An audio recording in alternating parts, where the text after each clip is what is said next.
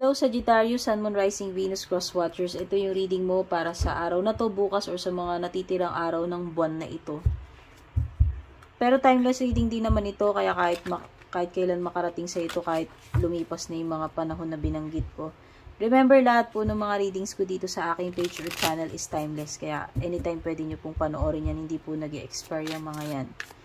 Maraming salamat sa pag-drop by Sagittarius. Kung bago ka, don't forget to subscribe, like, or follow. At kung matagal ka na rito, maraming salamat din sa patuloy na pagtangkilik, pagsuporta.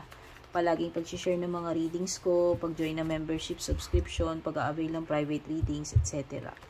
Yung mga interesado sa private reading ko, kayo mismo yung magsadya sa aking official page. Nandyan po yung mga details, impormasyon, pati link nakasulat sa description.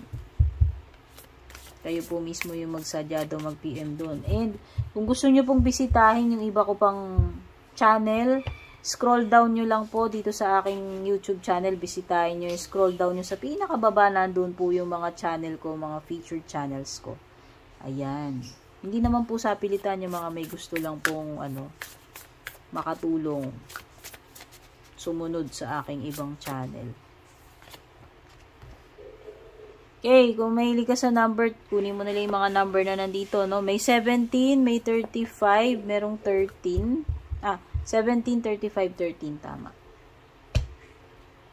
So, meron ka ditong Shamanic Healer, Angels of the Seven Chakras, tsaka Confusion. Hindi pa natin yung ibang cards mo. Oops, ano to? Nagkabali-baliktad na yung cards ko dito. Anyari? Nagulo.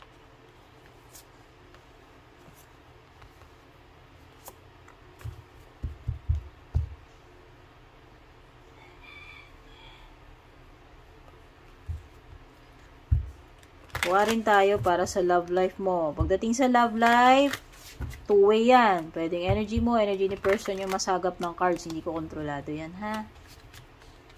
Kuha tayo ng mga cards para sa love life mo. Oops. Kuha pa tayo ng cards para sa general energies naman. Sagittarius.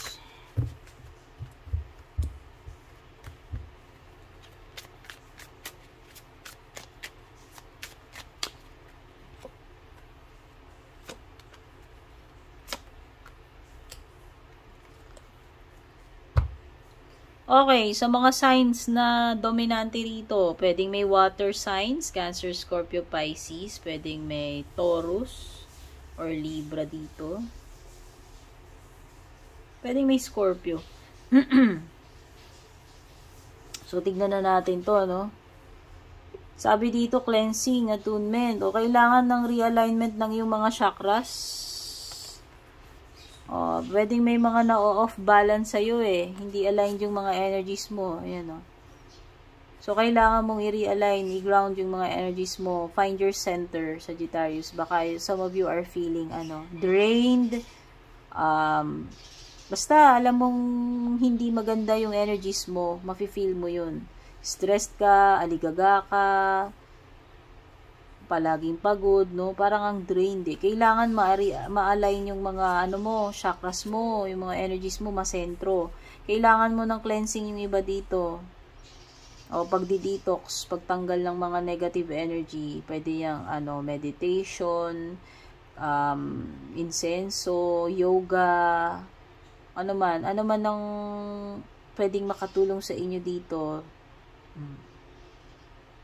Blessing, pagsisimba, pagdadasal, basta, or physical, kasi iba dito pwedeng nawawalan na kayo ng connection sa nature din, grounding, or physical, no? Basta, something here is, off color or off balance na kailangan mong i-attune uli yung mga energies para ma-realign.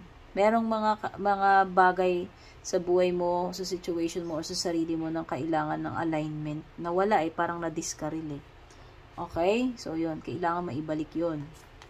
Yun yung nasi-sense ko rito or intindi ko rito sa cards mo. Tapos, you have, kaya nga, confused ka, gulo ng energy mo. Hindi ka lalo talaga pwedeng mag-decide. Kasi kung magulo isip mo, kailangan mo munang makalma yan, ma-clear, ma-center yung energies, mabalik sa balance. Sagittarius, no? So, ayan, ito na yung period ng confusion sa'yo. Kasi ang dami mong ano dito pampagulo. Pwedeng may mga distractions dito. O mga nahihirapan kang mamili, mag-decide Hindi mo, yung iba dito, hindi alam ano yung direksyon na tatahakin, ano yung next na gagawin. Pag ganyan, pause. Pause muna. Sabi nga nila pag masyado kang masaya, wag kang magde-decide. Pag masyado ka rin galit, ganun din. Kaya mo mag-clear yun. Maging neutral, maging balance, no? Oo. Silence mo muna tong mga ibang distractions sa isip mo. Pag clear na yung isip mo, yung kalmado na yung puso isip mo, at saka ka maggawa ng pagpipili ng direction. Especially kung major decision or action yung gagawin mo dito. Okay? So, ayan na lang yun. So, nakikita ko lang din, pwede rin namang opportunity to. Hindi lang naman negative ang ibig sabihin itong card na to. Kaya lang nga, siguro hindi mo alam alin dito. May tendency na mako-confuse ka. Okay? Peace. Just because some people are fueled by drama doesn't mean you have to attend the performance. Make your life a drama-free zone. So, mas piliin mo yung peace kaysa sa toxicity, sa drama, sa Sagittarius. Palagi kang may choice. Ayan, may choice ka rito, Diba? Daming signages dyan. Piliin mo yung path to peace. Hindi mo daw kailangan, hindi mo kailangan i-entertain lahat ng energies dito, especially kung toxic or drama. Ayan, ha? Oo, hindi makakatulong sa'yo. Choice, ayan na naman. Alam mo, lakas talaga ng energy ng choice.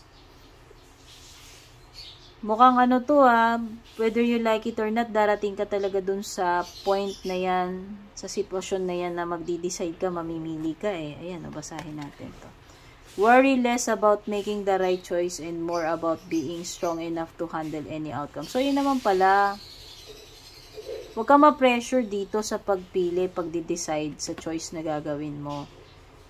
Tandaan mo, basta wag mong i-pressure sarili mo, baka kasi nape-pressure ka, baka magkamali ako dito, ganyan-ganyan, baka ano ba talaga yung tama o maling gagawin ko. Wag ka daw masyadong mag-worry about dun. Basta ang ipagdasal mo dito, ang dapat mong paghandaan is yung maging strong ka, na ma-handle yung kahit na anong outcome or kakaharapin mo. Huwag mo nang isipin yung, okay, magkakamali ako dito or hindi. Paano ba to? Huwag yun. Isipin mo dito kung paano mo i-handle bawat sitwasyon na ibabato sa'yo or kakaharapin mo darating sa'yo. Mas powerful yun. Mas useful yun. Instead na iniisip mo na baka magkamali ka, kaya ganito ganyan, nahihirapan ka tuloy mag-decide, mamili. Okay? And then, listen. People start to heal the moment they feel heard. O baka naman kailangan mong maghinga ng mga saloobin mo, nararamdaman mo to a friend or someone, kahit kanino, or baka you could lend your ear to someone, baka merong someone na nangangailangan ng presence man lang. Kasi iba, alam mo, kahit naman wala kang gawin para sa kanila, basta pakinggan mo lang sila So, whether ikaw yung nangangailangan yan or merong person na nangangailangan yan na pwedeng makatulong ka dun or makatulong siya sa'yo. By listening. Ayan, Yung iba dito, the moment na sabihin nila yung nararamdaman nila or nangyayari sa kanila, nag-i-start na kagad yung healing. So, whether ikaw to or yung person na nangangailangan yan. So, tignan na natin yung love life mo. Tangled web daw. Unpredictable. Okay. Mechanical.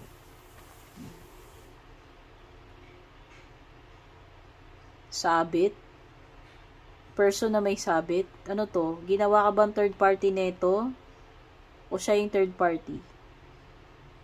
Parang ito ay na-entangle ka sa isang connection Very sticky situation or it could be, a person na may tali na, committed na or kasal na sa iba, whether ikaw yun o siya, whether ikaw yung dinala niya sa third party, or siya yung dinala mo sa third party,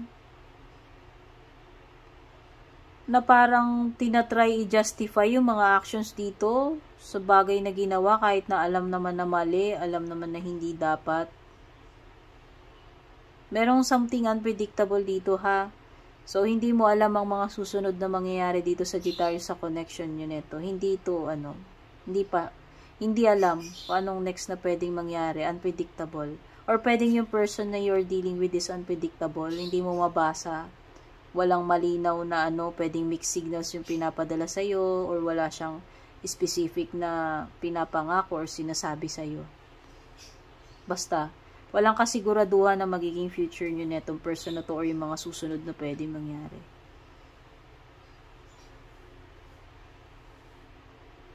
Pwedeng iba dito magkakabulilyasuhan, mabubuko, o mahuhuli. Kasi, meron ditong something na paulit-ulit, palagi nang ginagawa, nakasanayan na, ayan, may mga ganyan, naging habit na. Okay. So, yung mga general energies mo pa, tignan na natin. Ten of Cups. Okay.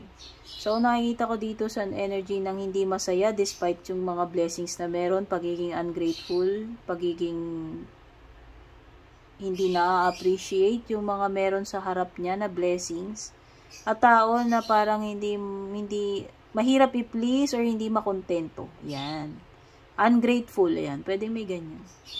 Or pwedeng hindi pa happy, hindi pa satisfied sa kung anong meron dito. Naghahangad pa ng sobra. Kulang pa. Parang ganun. Or merong something na hinahanap na kulang para lang makumpleto yung collection or kung ano man to. May ganun eh. Parang yun na lang yung kulang. Okay, parang yun. Ang daming achievement pero parang may something na empty or parang may something pa rin na kulang dito.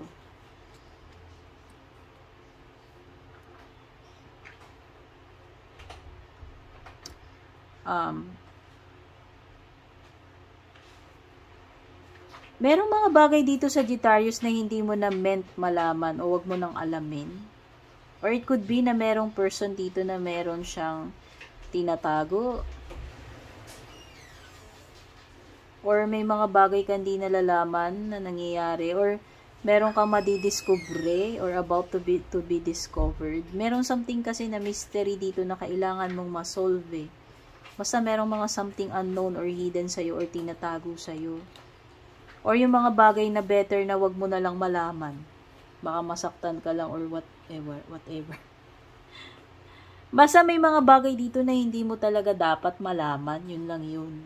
Huwag mo nang alamin. Parang ganun. Hayaan mo na lang ma-reveal sa'yo sa tamang panahon. Okay? Yan. May mga bagay na dapat hindi mo pinangimasukan. Parang ganun eh. Yung dating sa akin eh. Kumbaga, huwag mo na lang alamin. Kasi kung talagang para sa'yo yan or dapat mong malaman, marireveal yan sa tamang panahon. Yun lang yung ano ko dun. May mga bagay dito na mag-e-end kasi death card ito. So, ito ay endings or beginnings para sa'yo, Sagittarius. Itong mga susunod na weeks or araw. Dadaan ka sa transformation dito. May mga bagay na hindi na mapipigilan talaga dito, Sagittarius, magtatapos na talaga whether you like it or not. Ito yung mga dumadaan sa buhay natin na kailangan nating tanggapin kahit ayaw natin. Okay? Pwedeng may difficult process na pagdadaanan, pwedeng may transitioning, may pagbabago sa iyo or sa sitwasyon mo or sa relationship mo. Kasi in general to. Okay? Wala kang magagawa dito. Parang yung buhay natin, may simula, may wakas. May timing lang tayo, no? Mga ganun lang. Ito ay chapter sa buhay mo na magtatapos whether you like it or not. And wala kang magagawa dyan kundi tanggapin.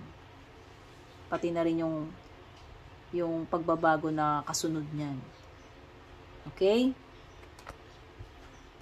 O, yung iba dito, it's a sign ng may magtatapos na connection, relationship, and then meron ding bagong darating sa'yo. Friendship man yan, romantic, or whatever connection. Okay, so nakikita kong signs dito, pwedeng water, Cancer, Scorpio, Pisces, specific, Scorpio, malakas. Pwede rin merong Taurus energy. Pwedeng itong rekindling, pagbabalikan, or pwedeng may mamimit kang bago, friend man to, romantic, or whatever connection or partnership, no? Na magsisimula or mare-revive. Okay, so yan yung mga na-pick up ko for you, Sagittarius. Sana makatulong sa itong reading na to. Take care. God bless. Babush.